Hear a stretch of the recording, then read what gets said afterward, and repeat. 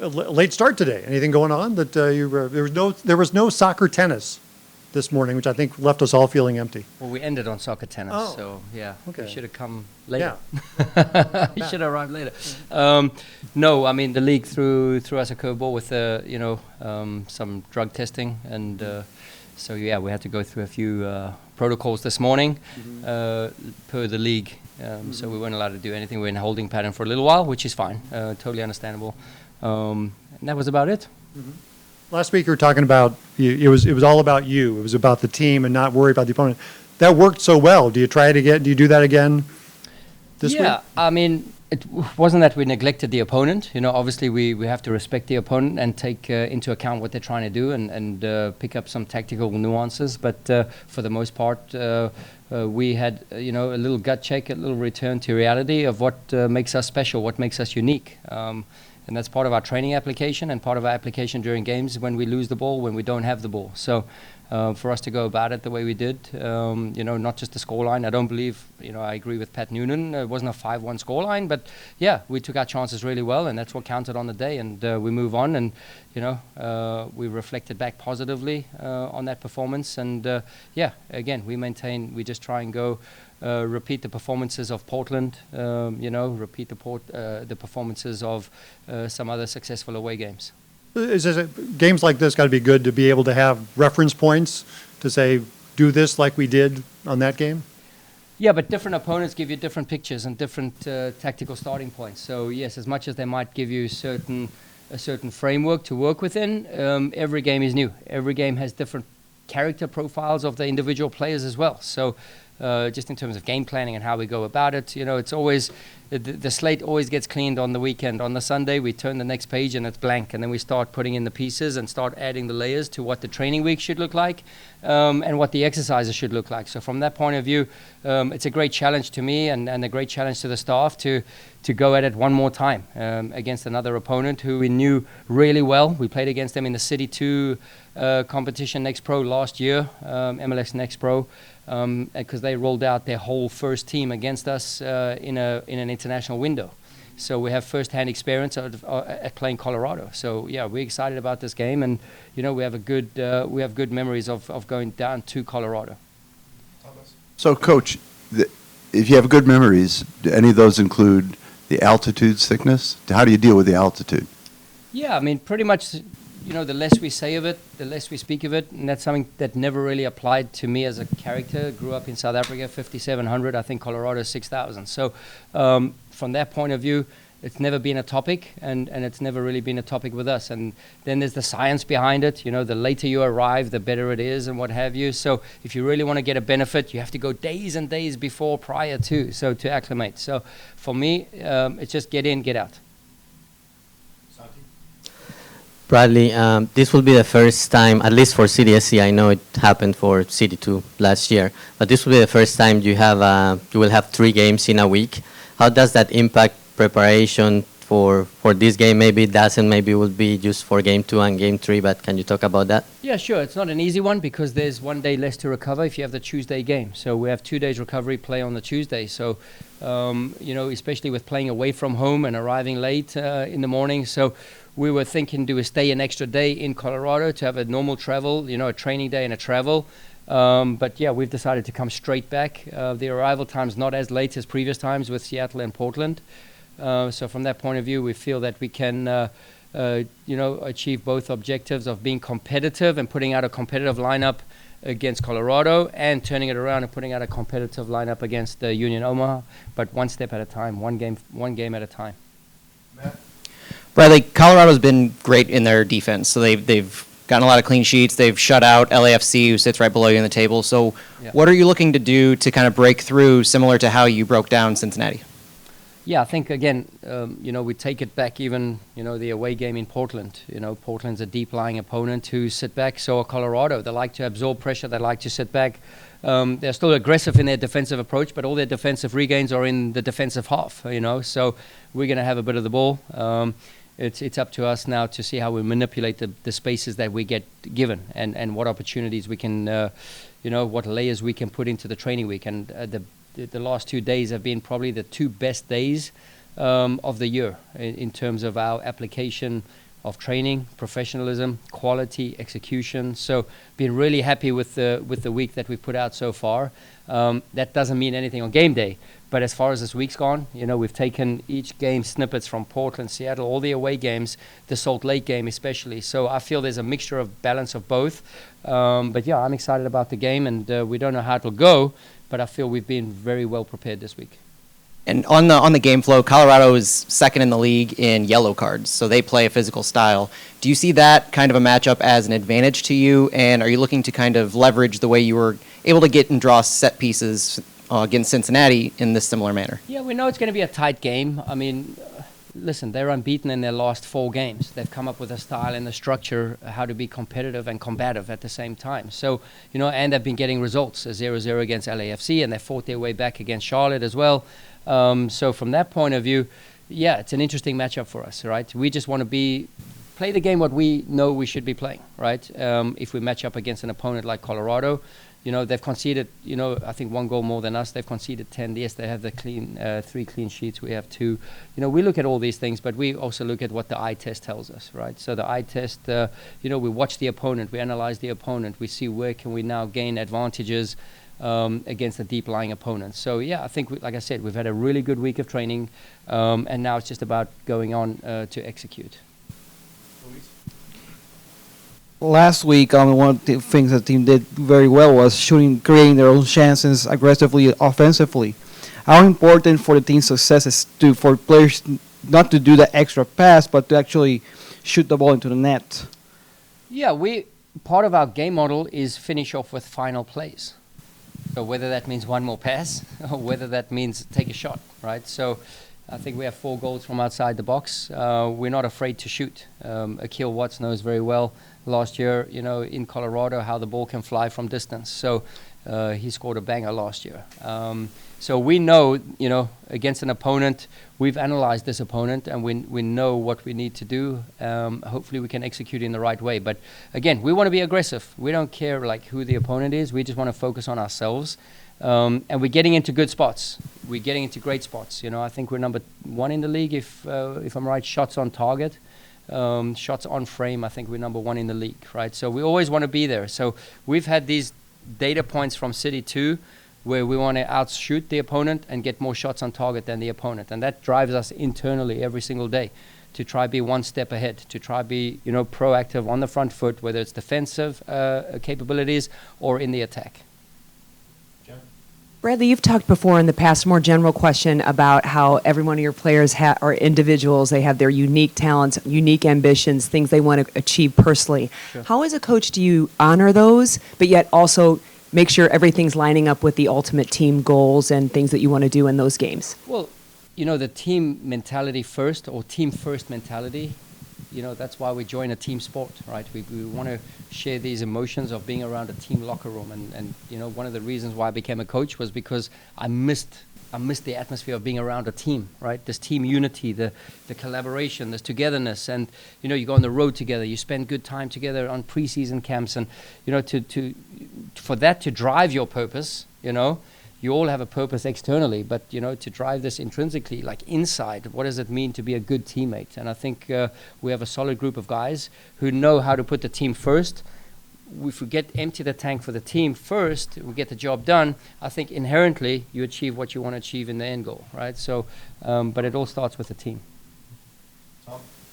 It looks like everybody's fine. Is that the case? On the medical front, obviously Bloom and Nielsen are out in Creek. But Dom was on the bicycle. He just didn't reach the training field. He just Yes. obviously he's not there yet. He needs a second wheel. He needs the second wheel, So he's getting there, but he's still not there yet. But from that point of view, everyone's just about on board.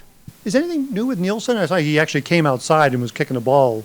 Yeah, I think he's pretty much on 100% of body weight running externally. So because we have an Alter G machine where it takes your weight bearing and you can run at 75% of your own body weight or 50% of your own body weight. He's at 100%, so he doesn't need that machine anymore. So he's running 100% on his own body weight, which is pretty good. So what does that mean as far as what's the next step? We have to ask the medical department for that one. Yeah.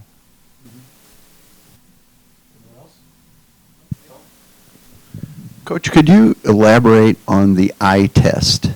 How often does the eye test that you make conflict with the numbers that you see on papers, and which do you go with in that case? Well, I think that's the party or the beauty of everything, right? If you look at a pizza or like a pie chart, everything adds to the contribution of a successful game plan or a successful week or a successful team. So we look at nutrition as one of the, we look at the contribution of the science behind what we are doing and the running and the analytics behind that. Then we look at the data of what the games are telling us. And then we look at the training and we're feeling the emotions of the players, right? So again, at the end of the day, a happy, healthy group is the best starting point, right? And then you take all those others, whether they add 5%, 8%, 12%, 20%, but for sure a good, harmonious group of guys working together, can achieve many great things. And I think that for me is paramount. We'll wrap up with Matt. You mentioned the team atmosphere and everybody working together. Nico Gioacchini has spoken about the striker's mentality, and I believe it's been 4 games in a row where Klaus has gone goalless. But his goal contributions are consistent. They're league leading, in fact. So is there anything for him personally or as the team to get him back on track, or do you not really see it as needing to get back on track as far as scoring goals? I think he's number 1 in the league for possessions in the opposition box, right? So if you look at that data point alone, it means he's getting into the good spots. So again, it's just now trying to find little angles, little moments. Is it an extra touch? Do you take on an opponent? Do you get the shot off quicker? Do you get the shot off later? It's just, those are some of the things. And a striker rides on waves of emotions. And the best strikers in the world have a sense of, I want to be the guy scoring the goal. And you saw the one moment last weekend where Klaus had 2 snapshots straight away behind each other. We were just so trying to get him into that little final third moment in the box to score a goal. And we're supporting him every single way, right? So we help him with the data, we help him with the video, we help him on the field, we put him in positions to succeed. At the end of it, if he carries on playing like he does, right, giving his all for the team, and he had the highest sprint meters out of anyone in our team in the last match day, right? And that asking from a DP center forward who has the right to not just walk around, but he's totally bought into what we are doing, right? And he gets himself into good spots. He works for the team. We got him up to a fitness point now where he can last 90 minutes. And he's sprinting back for set pieces, and he's in Seattle or wherever it is, sprinting back, trying for the betterment of the team to not concede, to do this, to do that. So he's putting himself first. He's putting his team first over himself. And I feel it's only a matter of time before you get rewarded again. Again, he has massive goal contributions. So we're happy with Klaus right where he is right now. It's fine. Coach, thank you for your time. We appreciate it. Thank you very much, guys. Thank you. I think. Hey, what do you remember of last year of the game in the City 2 game in Denver? Quite a bit, actually. I remember, they rolled out so many of the guys we're going to see today. We scored the first goal, and then I think they so we scored the first goal. I thought we were the better team in the first half. They had more possession, but that's kind of going to be, our style of play is less possession. And then they scored in the second half, and we scored right after. So we were up 2-1. I think there was 5 minutes of stoppage time, and they scored in like the 98th minute or something. And so we were questioning, should the game have been called before then? Maybe not. And then MLS Next Pro, you go to pens all the time, and so we went to penalties and won. With that being said, their second team came here and beat us later in the year. So I think it's similar to, it can be a really dangerous mindset to get into, this team, you can let your foot off the pedal a little bit type thing. And so I think that's something that's in the back of my mind and in the back of all the guys who played with City 2 last year. I think Hackworth may have got a yellow there at the end of. Sounds like Hack. Yeah. What did the Cincinnati game do for this team's confidence? Yeah, I think it shows that our process is not broken. So guys have been bought in, and it's always tough after a couple of losses, but I think it shows we've got resilience. Every team is going to lose games during the year, so to be able to bounce back in a fashion like we did against Cincy was very important. Coach said the less he thinks about the altitude, the better. Salt Lake City, Denver, does that come into mind for players at all? Is there anything different you have to do? No. Well, easy enough. Thanks. it's been quite a year for you. So within the last year, you signed an MLS contract. You've scored 2 goals for a first-place team. You've been named to the Canadian men's national team. It's first time on the podium. Oh, yeah. How do you stay grounded? Yeah, I think sticking with, like I'm a very process-driven guy, and so sticking with my process and, you know, what I do to get my body right, what I do to get my mind right. So that for me has not changed. And it's a very good group of guys to work with, you know, the teammates, the coaches, the staff, the media team, you know what I mean? So everyone's really easy to work with. Shout out to Cash, Chris, and Gaspy. Yeah, so just staying bought into that. Kyle, during one of the earlier games, the analyst said that you owned the air, which led me to think, who's got the best hops on the team? Who gets up in the air the best? It might be Sam Adeniran. I think the science might say Sam, but I'm hopefully in the upper tier somewhere. Yeah. Earlier on in the season when we were doing the little media session out here, you mentioned that the first aha moment, given your quick rise through City 2, was when you got to play against Chicharito in preseason. You said that was like, man, I've arrived to the MLS. I'm curious, now that you've started your season, a couple goals to Matt's point, have you had that aha moment throughout this season? What was that moment for you where you were like, man, this is happening and I'm a key player? I think it might have even been in the first game going up against Austin and Driussi, who was like top 3 player in the league last year, and just getting to defend him and sticking a tackle in on him. You know, it's like, okay, like I'm here. Like this is, you know, he's human. He's a player just like I am. You know, he scored a great goal in the game. But I think that moment early in the season, which helped me to kind of just get my, you know, feet wet and realize that it's just going out there and playing soccer. Matt? Tim Parker started off with a goal in the first game, but you've kind of overtaken him. Do you ever have a competition going with him or any kind of discussion, or do you rib him a little bit? I haven't said anything to him, no, but he did say something after the third goal, and then we had another restart at the end of the first half, and he said, I guess it's my turn now, but he didn't score, so yeah. Maybe against Colorado. Maybe against Colorado. Maybe it's his turn against Colorado. Joy? You seem to, you know, I feel like there's probably a lot more center backs that are bigger than you in the league, but you seem to be the one that just wins all your tackles and especially all your aerial duels. Like, I'm just kind of wondering what goes into that for you personally.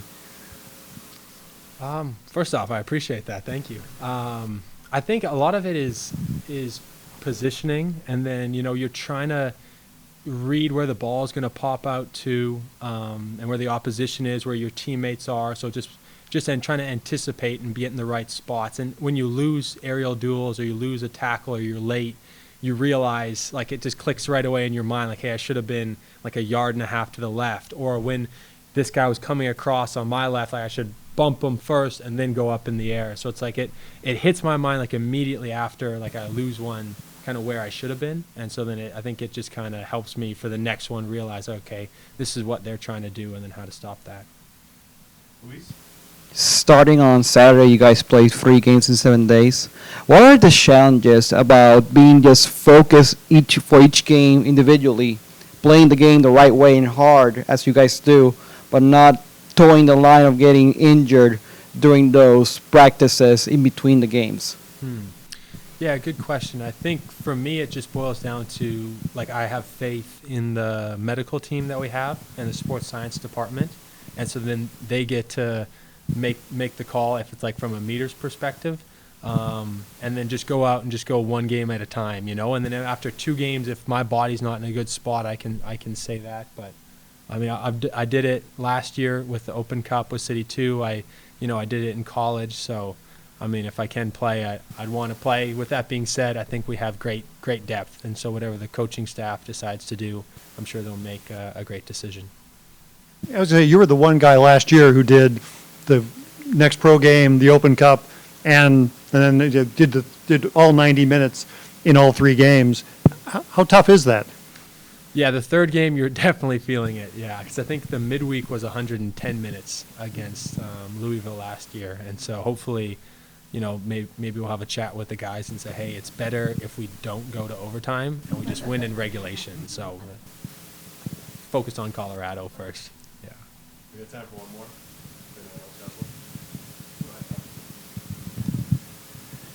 You are the happiest, one of the happiest people I've ever seen. Does it ever get other people angry that you're so happy all the time? Not that I've encountered, no. No, actually Gaspy a little bit. Sometimes he wants me to get, I mean, I said some nice stuff about him, but he wants me to get more aggravated, or he's like, say what you're really thinking, you know? So I'm like, okay, Gaspy, like, I hear you. Other than that, yeah, no one. But So other than John, everyone's great. other than John, yeah. And with John, it's great like 99% of the time. It's just that 1%, you know? Sorry to cut in. How good was it to see Selmir on the field for him to get in the game? Yeah, that was amazing. I mean, he's a top guy. He trains hard, and so to see him get rewarded and get, you know, his first cap for City, I know it meant a lot to him, and so it was special for him and special for the guys because he's someone we care about, and it's good to see him out there doing well. So glad you joined us. Thank you. I forgot to ask you this after the game Saturday, but you hadn't played the previous Saturday. You did not get off the bench. Did that carry over in any way? Were you like really eager to get out there on last week? I mean, yeah. I mean, every time we step out at home, I think I'm eager to play. I'm excited to play a home game. Yeah, last week. You know, wasn't an ideal result, but yeah, for me, I was able to rest. My body felt really good. You know, after going a bunch of games, getting a rest that week felt really good. So I felt really fresh coming into the next game week. So it might have helped. Brad thought you might have been a little angry. No, I mean, obviously you want to start, you want to play every game, but yeah, also have to realize where my body was at and if I need a break or what else. So it was fine. What did the last week's game do for confidence? Kind of it's an emphatic victory to have a game like that. Yeah, I mean, we've had some really good wins this year, so it kind of just adds on to what we've been building. And yeah, to win by that many goals and in that fashion and comfortably, yeah, it gives the whole team a lot of life and, you know, a lot of guys getting on the goal sheet, which helps in many ways. So, but no, it just builds on what we've been doing all year. And whether we win or lose, it's just the most important thing was the performance, and I thought that was really good. So that's what matters. Jared, traditionally, wing midfielders we do a ton of running, and so we've got City's style is to have those backs really do a lot of that too, really get an active involvement in the attack and do a lot of that. How does that accent or change with the things that you're able to do as a wing midfielder? I mean, I think in the system we play, you know, we're all required to defend a lot. I think you look around the league, I mean, some other wingers, or maybe they stay higher up the field, they take breaks. But yeah, we come back, help the back line. We don't want to concede. We want to take care of any play we can defensively. So, I mean, that's always our number one goal is to keep a shutout. Obviously, to win a game, you need a shutout. You need to score more goals, but you need to concede less. So yeah, just coming back into the game, and those are just big principles of our team. But yeah, then when you get forward, and then when we keep the ball, it's nice when you reward yourself sometimes with goals and assists. So, a bit of both worlds. Speaking of goals, your first two on the road, first goal at home was this past Saturday. How did that compare to your first two? Yeah, it was a lot better. I mean, scoring in front of our fans there's nothing that beats it. Obviously, scoring on the road and scoring against my former team was awesome, but scoring in front of our fans was something that I was kind of waiting for. I was taking a lot of shots in those first games, but when it came off, it felt good. And but the most important thing is we went on and scored 4 more, and to top it off with a win it was a perfect night. You bring a lot of physicality and intensity to your game. You know, there's images of you getting in the faces of other players. Is that something that, just happens spur of the moment? Is it something that you're thinking, okay, I need to change the flow of the game, I need to create a spark? I don't know. I think the core of that is growing up with 3 brothers. I mean, we always just played so aggressively against each other in the basement and outside, and so I think that's just like when I step on the field, like the reason I love soccer is because I love to play. I love playing with my brothers in the backyard, whatever. So it's just kind of how I play. And then, when we step across the line, obviously we want to win. It's a competitive sport. Our game model brings a lot of intensity, so it kind of fits, the feistiness I have on the field. My mom calls it like my red veil, my anger. But yeah, then as soon as I step off the field, I'm happy, and if we win, But yeah, I think it's just my competitive spirit and growing up with brothers, just a rough house. 3 games in 7 days, is that an exciting prospect for a player? And just how do you think the depth will come in handy over this stretch? I think it's exciting, especially with the Open Cup. We didn't have it for, a couple years with COVID, I think, right? 2 years. And then last year with Austin, we bowed out early. I think we lost to San Antonio. So, for me, it's, I see Tuesday as an important game as well, right? We want to win. We want to win a cup. It's our first tournament, right? It's a knockout. You win, and especially in front of our fans, we want to win that game. But at the same time, you got to just take care of business, right? We have one game this weekend. That's all we can control. But yeah, we all have to know that we have a deep squad and we have a lot of guys who can step up. And yeah, having the confidence of that and seeing the other guys and seeing the squad we have, just makes us excited. I don't think it'll drive us thin or anything. So it'll be an exciting week. Hopefully 3 wins. Jared, some games you have started on the right side or games on the left side had even changed at halftime. Do you have a preference or doesn't really matter? I like coming in on the left side and cutting in and shooting. But I also realize that I can play right wing back. I can drop in closer to Jake and help change the formation in that way. So it kind of just depends on what Brad wants. But for me, as long as I'm out there, I'm happy, and whatever I can do to help the team is the most important. But there's positives to both. But yeah, I seem to have been scoring on the left, so hopefully, stay out on the left. But we'll see. You mentioned playing with your brothers. How much is this group of guys just like playing with your brothers? Yeah, this group feels like family. I think, we got to spend a lot of time together in preseason. We had a lot of important talks with each other and really got to know each other. And then, when you're out there fighting together, week in, week out, they feel like, family. And that's, they're the closest family I have in St. Louis is these guys. So, stepping out there every week, it just feels like, I'm playing with my family. I want to win for my brothers and then obviously for the fans and the whole entire, club as a whole. It's more than just the team. There's the staff members and everything related. So We'll wrap up the top. I haven't counted how many other players on the team have lots of brothers, but the team leads the league in fouls committed. And so I guess, what does that say about the team's style of play, and is that ultimately a good thing? I think that's a question for Kyle and Tim back there. But no, I think, that's just the style we play is aggressive. We want to be on the front foot. We want to win tackles. Sometimes if it's a 50-50 and I could pull out maybe or not try and win it, then I could do that. But the way we play, I'll go for it. And if I foul them, I foul them. And, it just brings an intensity. And, as you see with the stats, we win the ball high up the field. Sometimes it turns into fouls. It turns in, a little bit ugly. But I think it's entertaining for the fans. And for us, it's exciting. At least it fits my style. So I enjoy it and the combativeness of it. So I think the other guys do too. So just it helps us. I think it helps us on the road too, playing this weekend. We can just get out there. It's an away game, but we know that we're gonna be right up against them. They're not gonna have an away team that's gonna come in there and just lose or take their foot off the gas. So it'll be exciting. Jared, thank you for joining. Sweet. Thanks, guys.